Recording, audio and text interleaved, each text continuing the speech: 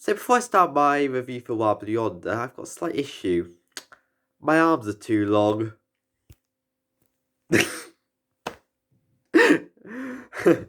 So, dodgy jokes aside, Wild Blue Yonder. I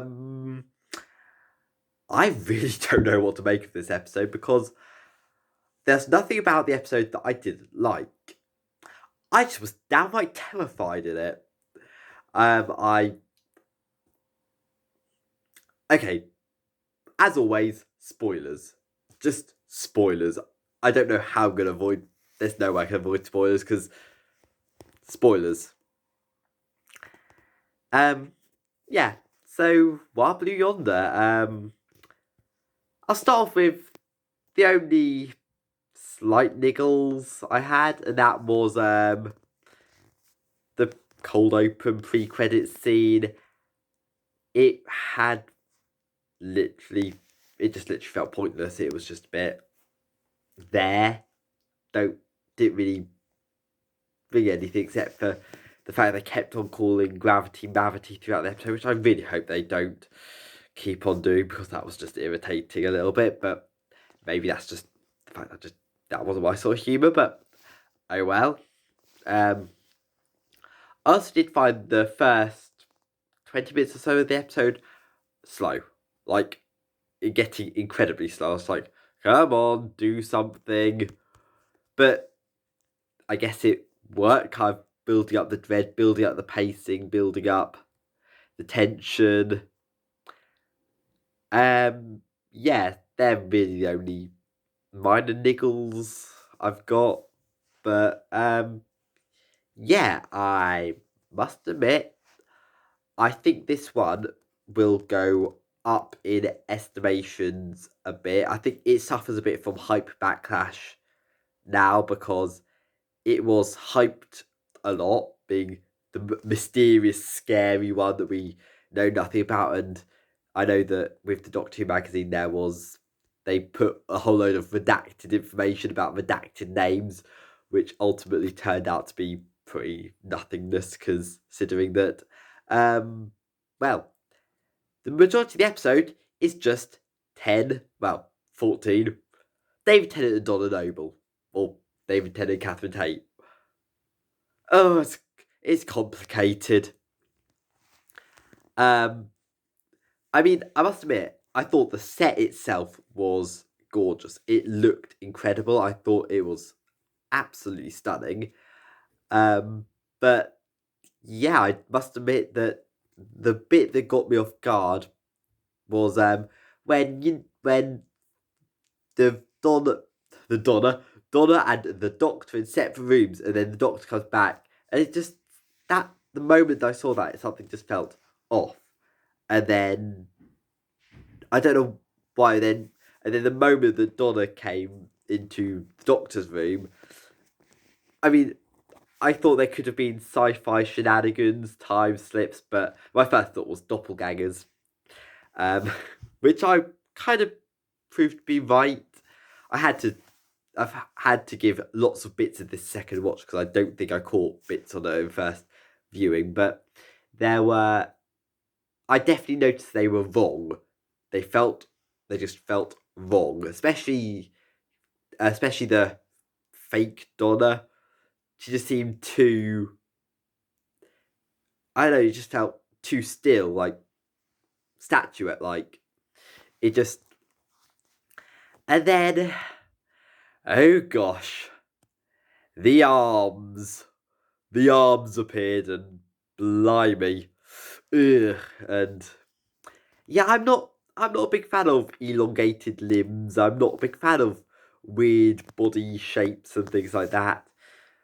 So yeah, this episode did quite disturb me a bit. Kind of just I mean the scene where they were doing the big cat and mouse that running down the corridor thing, really the shifting faces and that, and just getting bigger and bigger, and no, no. But actually, it worked. I think if that's what they were going for, kind of the creepy, weird, which I think they were because they said it was like unlike anything on TV before, but it worked, I think. Um, no, I loved the concept, but I don't think I fully got it. I think it's been one of those like Midnight that the more I watch, the more I get, and the more I watch, the better it'll get. Well, at least that's what I think it'll be like. I don't know because I've only seen it once and a lot of bits and bobs from it.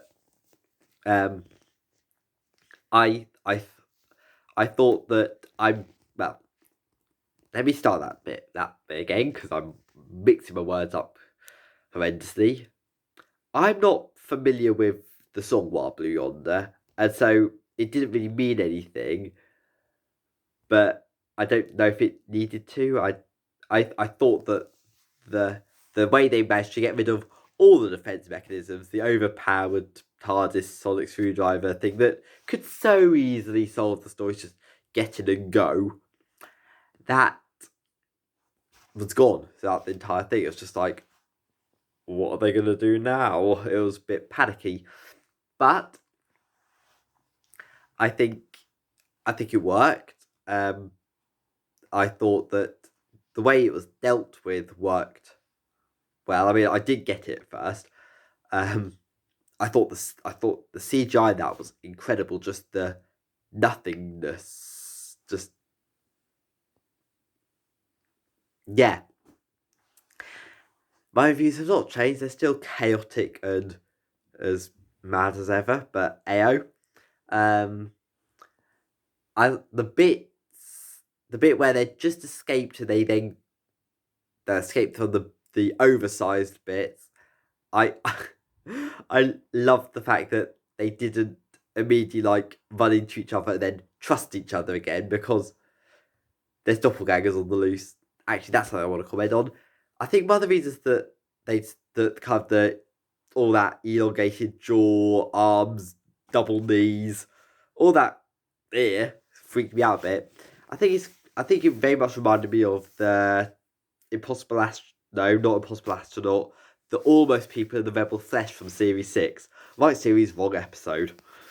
But no, I was thinking of, but I think it reminded me of that and kind of how some of the gangers CGI work. I mean, the CGI, I don't know if for the effects of that, I don't know if that was always great, but then again, what they were doing was weird. Like David Tennant kind of bending over backwards, head through legs.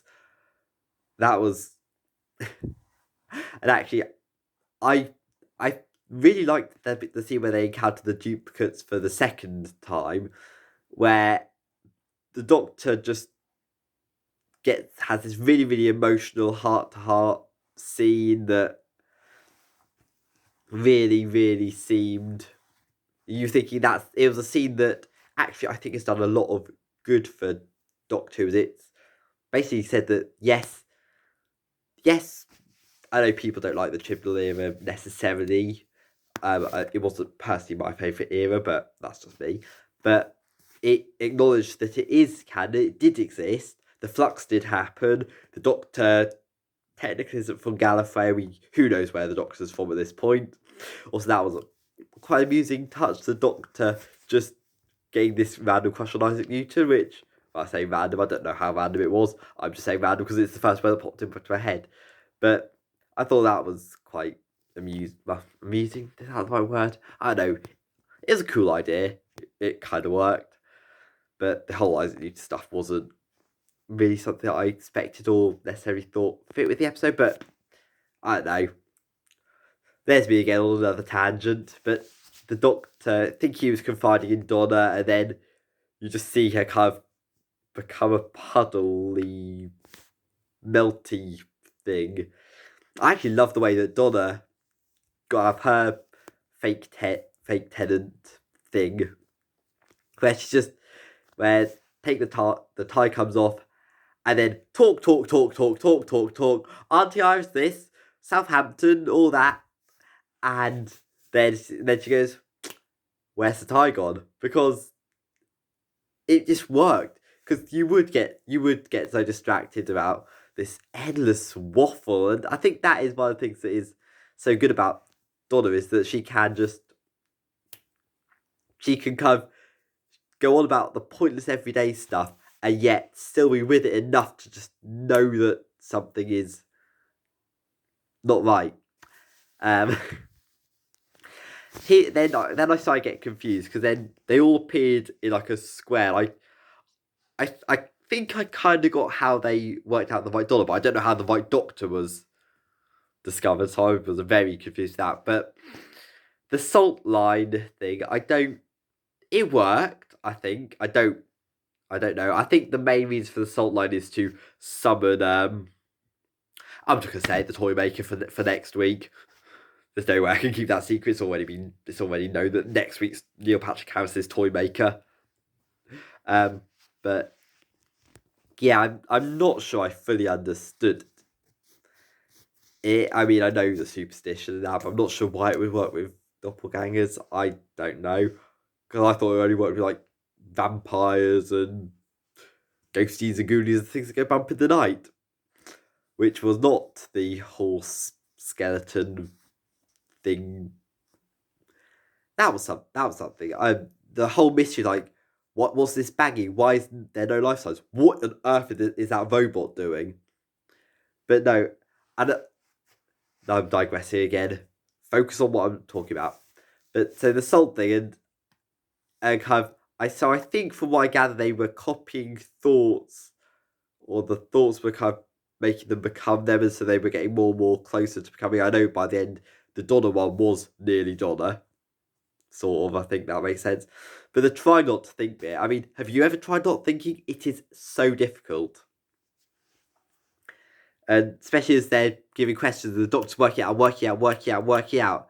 And it turns out the whole ship's a countdown to a bomb to stop these things, and that the pilot jumped out of an airlock, basically sacrificing herself. I don't know, I think they call it herself. The horse-like skeleton thing that's outside the space station, stuck in the gravity well, causing the repetitive bumping noises. And then them all trying to escape and stop the bomb, and then the TARDIS. I thought the Hads was interesting. I'm not sure if it made sense that kind of the TARDIS would just suddenly appear, but I think I need to watch that scene again.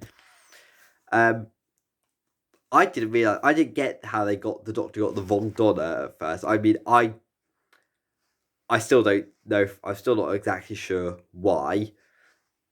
But it took me second glance to realise, second watch to work out how he realised the wrong one, because he must have scanned it, then realised and kind of chucked the not Donna, not thing. We call them not things.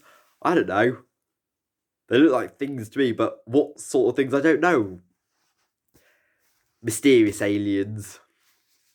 They might be a bit like the boneless from Flatline in some ways, kind of the not quite getting human anatomy. Mix of that and the gangers. But yeah, so I overall thought, and I'm glad they had like a discussion with Donna. Like, she's like, even with the Doctor, I couldn't look at your mind. You've gone through a heck of a lot since I last saw you, and it was too much for me to handle. So, and the "Are you okay?" will be million years. That's convenient that you've just landed, which led into Bernard Cribbins.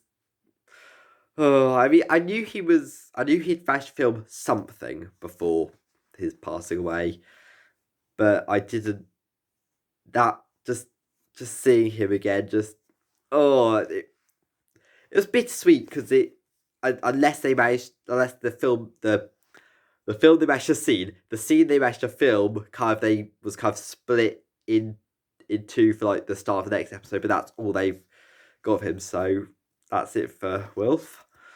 Oh, but yeah, and just seeing him and seeing David's reaction, and then leading into the fact that everything has gone completely and utterly bonkers. It seems like there's rioting on the streets. Why? I don't know. How? I don't know. And a plane is crashing out the sky, which looked mad. So At the moment, I'm going to give this an 8 out of 10, but really, I do not have a clue. I thought it was insane, pretty scary, and I reckon it will get better with time. I seriously hope it does. Until next time, allons, as it did say, E.